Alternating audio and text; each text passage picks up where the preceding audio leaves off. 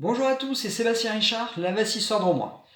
Aujourd'hui, on se trouve dans l'un de mes logements meublés, un T2 meublé de 31,81 m². Dans un premier temps, ce qu'on va faire une petite visite de ce logement et ensuite, je vous fais un petit point financier. Voilà. Donc là, on se trouve dans le hall d'entrée de ce logement, voilà, avec la porte d'entrée qui est ici, le petit coin porte-manteau avec les patères, hein, le tableau électrique qui se trouve à l'entrée, excusez-moi, avec, ça c'est bien ça, un petit extincteur, c'est pas obligatoire, mais ça je vous conseille. Dans tous vos logements, si vous pouvez équiper ça, c'est pas mal. Et ensuite, on accède directement au séjour. Voilà. Avec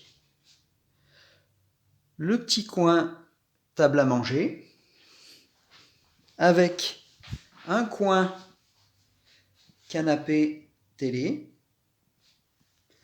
et la cuisine équipée. Une cuisine équipée comme je les aime. Avec un frigo, un micro-ondes, un four, une plaque induction, un lave-linge, une cafetière Senseo, une hotte. Là, ce que j'aime bien aussi adapter, une petite astuce, voilà, c'est que quand vous pouvez adapter les chauffe-eau, les intégrer à l'intérieur de, là, c'est un exemple, c'est un meuble colonne, c'est pas mal, voilà. Niveau esthétisme, c'est sympa. Voilà, ça, si vous pouvez le faire dans la salle de bain ou dans la cuisine, c'est pas mal. Donc, la cuisine équipée, elle est équipée avec un minimum de choses, comme vous pouvez voir. Donc là, il y a tout ce qui est les casseroles et les poêles adaptés au type de plaque à induction, avec des plats pour le four. Ensuite, ici, vous avez tout ce qui est verrerie, avec les bols, des saladiers. Ici, vous avez tout ce qui est assiette. Voilà, là, on a un minimum d'ustensiles, de couverts. En dessous, on a une passoire, une essoreuse à salade, un presse-agrumes, une planche à découper, très important la planche à découper. Ça, c'est quelque chose qu'il faut bien être adapté au niveau de vos logements. Pourquoi? Parce que sinon, vous risquez de trouver votre plan de travail avec plein de rayures. Et ça, après, c'est pas le top. Donc voilà le petit coin cuisine. Alors, ce que je vous conseille, dans tous mes logements, j'aime bien adapter une couleur dominante. Mon premier studio, comme vous l'avez vu avec la première visite du tout premier studio que j'ai fait, la couleur dominante était le violet. Là, j'ai adapté du bleu. Optez toujours dans vos logements, optez toujours pour un mur de couleur et pas plus. Pour la plupart du temps, pas plus. Sinon, ça va vous enlever de la lumière à l'intérieur de votre logement. Il vaut mieux faire un rappel avec des objets déco. Voilà, avec des tableaux, vous voyez, tableaux avec des vases, encore des vases, avec, vous voyez, l'horloge qui est bleue. Il vaut mieux faire des rappels avec des objets déco, des tableaux ou autres objets, du mobilier, des coussins ou autres, que de rajouter trop de couleurs. C'est important. Voilà.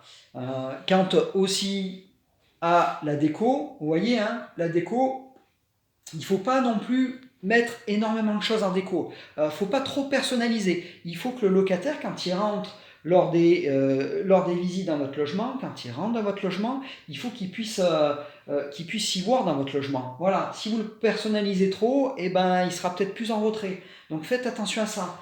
Et là aussi, c'est pareil, il ne suffit pas d'avoir un bac plus 2 ou un bac plus 3 pour faire de la déco. Vous regardez un petit peu des magazines, faut aimer ça aussi, magazines, regardez les showrooms de magasins comme Ikea, comme vous avez un petit peu Confo, Maison du Monde et j'en passe, il y en a plein. Et voilà, vous adaptez que quelques objets, il ne suffit pas d'en mettre beaucoup, hein, vous voyez, hein, il y en a quelques-uns, voilà, de mettre des lettres, de mettre des pancartes aussi, avec des phrases positives, ça c'est pas mal aussi dans le logement. Et voilà, avec peu de choses, on arrive à faire de belles choses. Une petite partie des objets déco que vous voyez dans cette pièce et même dans tout le logement, ce sont des objets que j'ai chinés.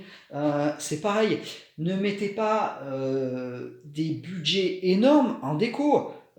Pensez pas que généralement pour faire une déco dans un logement, pour commencer, il faut un budget énorme. Non, avec des petites choses que vous chinez, que vous achetez à droite à gauche, on arrive à faire des choses sublimes. Voilà, avec peu de choses, on arrive à faire de belles choses. Donc voilà.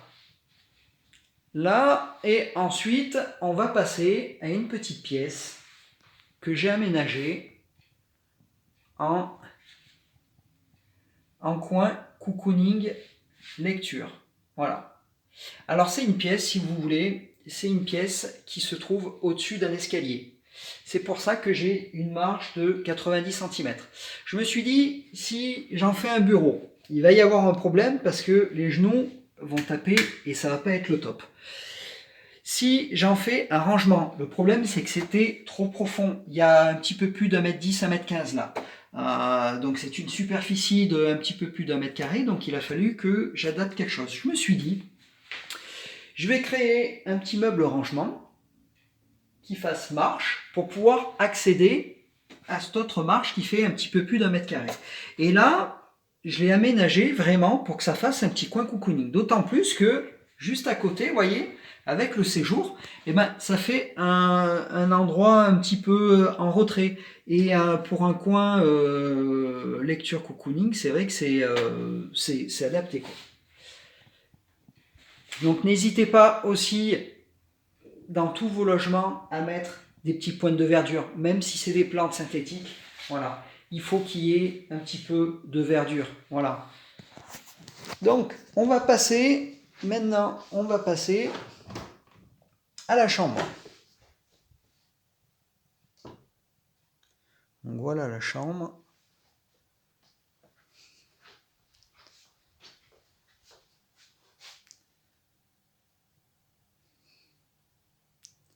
Ce que j'aime bien adapter dans mes logements, vous voyez, c'est les petites caisses de pommes en bois. Voilà, ça en ce moment c'est la tendance et c'est sympa. Là, c'est pareil, hein. Les cadres, c'est des cadres que j'ai chinés, que j'ai peints avec des nuances de marron différentes. Et je les ai fixés. Et voilà, il en faut peu pour créer pour créer une ambiance et créer un petit décor. Voilà. Voilà la chambre. Voilà, comme ça qu'on la voie. Avec le petit coin dressing. Là, vous avez vu ici, hein, pointe de verdure. Voilà. Pour créer une ambiance aussi, c'est pareil. Hein, toujours des petites lumières. Voilà. Avec. Voilà. Ici aussi, une petite astuce pour les planches à repasser. Voilà. J'ai trouvé des petites planches qui pouvaient s'adapter dans les penderies. Donc ça, c'est pas mal. Ça prend moins de place. Voilà. Et puis bon, après, hein, ça, vous connaissez un petit peu. Hein, donc une panoplie de cintres et un cintre spécial pour pouvoir adapter les ceintures et autres. Donc voilà. Voilà, un minimum de choses, les oreillers, la couette, le tankerville. Et maintenant, on va passer à la salle de bain. Voilà, la salle de bain.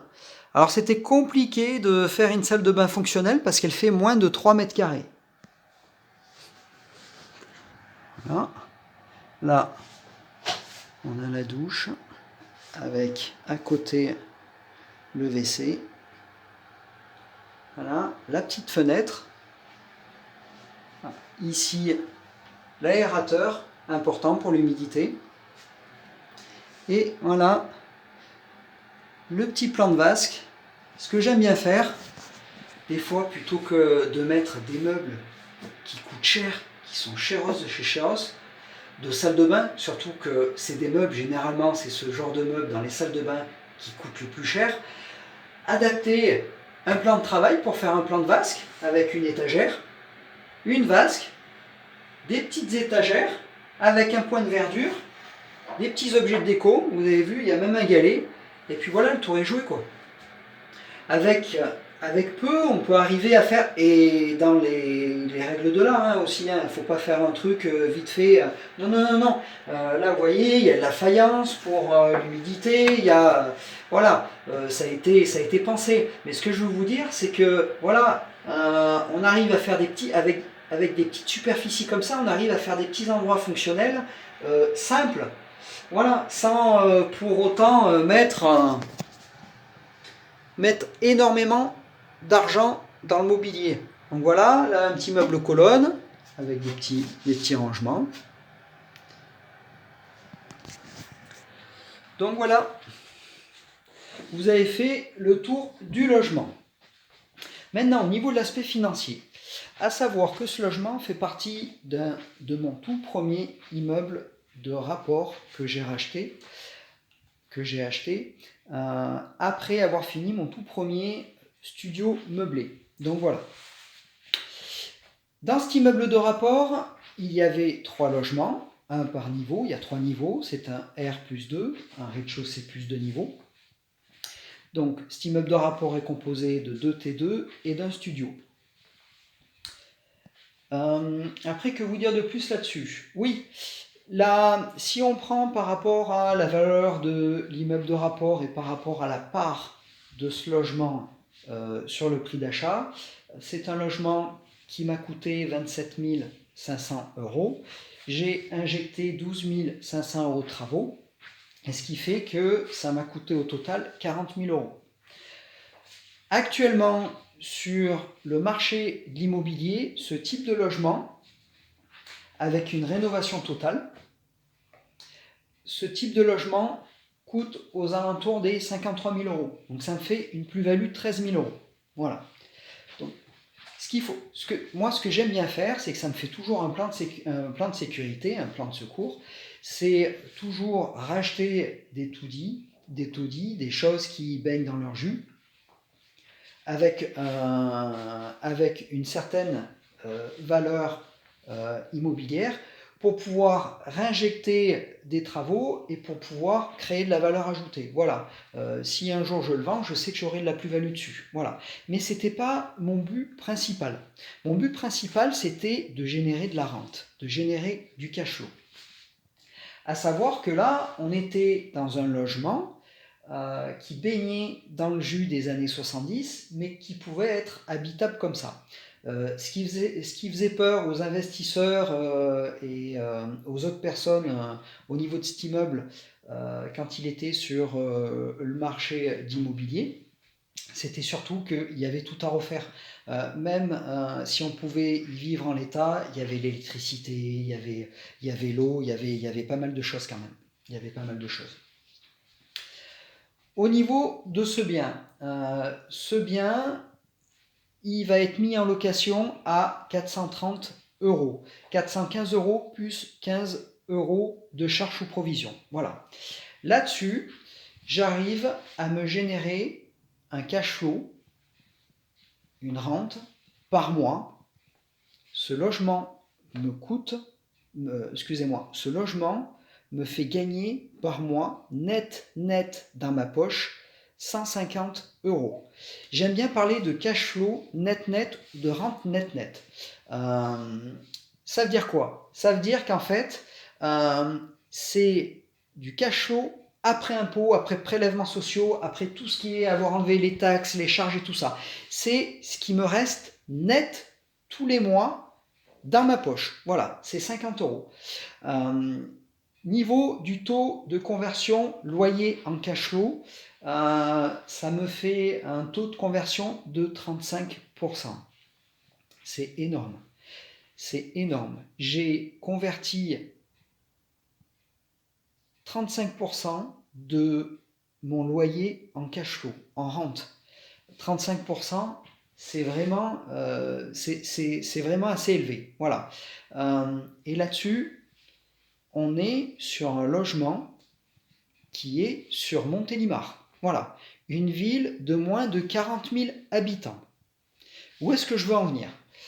Je veux en venir qu'il y a beaucoup de gens qui vous disent « Ouais, il faut investir dans les 5 plus grandes villes de France. C'est là où il y a des affaires. C'est là où vous pouvez faire les meilleurs coups au niveau cash flow, au niveau de la conversion de loyer en cash flow. C'est là où vous pouvez avoir des taux assez élevés et tout ça. Vous avez des taux de rendement aussi élevés. » Et c'est faux en fait.